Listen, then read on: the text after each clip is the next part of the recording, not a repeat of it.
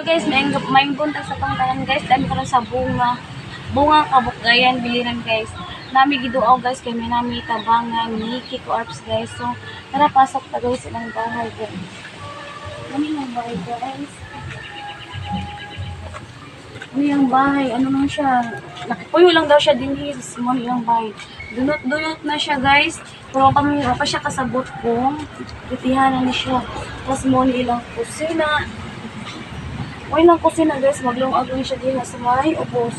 Tapos ang ilang diha, tapos kaluoy lang siya kay may ilang bahay. Ano siya, bugo siya guys. Tapos mo siya si Ferlinda guys. Ano siya? Tapos ano siyang tanggalin guys, makadali.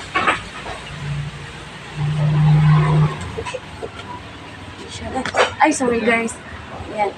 At tapos ano siyang tanggalin guys. Mo siya guys, ano niyang bay guys. Nakipuyo lang siya, 18 years old pa lang ka, diba day? 18 years old siya guys, nana siya, baby. Pila nakapuyo ng baby day. So pila day mong edad na nag-asawa? 15? Oh, doon na yung baby. Anong kami sa biliran ng baby day?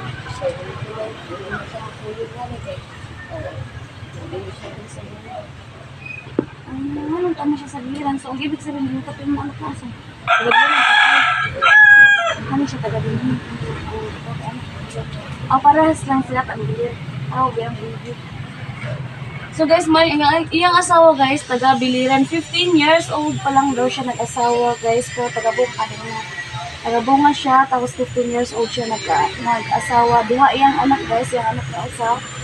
Sa biliran sa kumianan sa iyang asawa guys. So di ami karon guys maghatag sa iya o tinabang kasi iya putulong ginatag sa iyang papa. Maluoy man siya sa iyang papa guys, bisag siya kaluluoy pud siya pero maluoy po siya sa iyang papa kay iya pong papa masakit don guys iyang papa.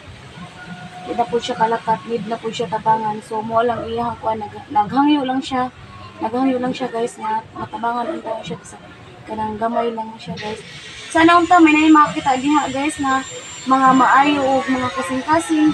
Sana unta yun ni siyang tabangan si Ferlinda Aranita guys. Mo sana unta tabangan natin siya. 18 years old pa lang siya na siya duha ka buok anak. Daw karon guys naghatod ko nga manggamay lang gid siya guys pero at least makatabang-tabang lang siya guys. Dikan po di siya kang Kiko Arps guys. Ano siya guys sa kuhatod siya. Tapos ano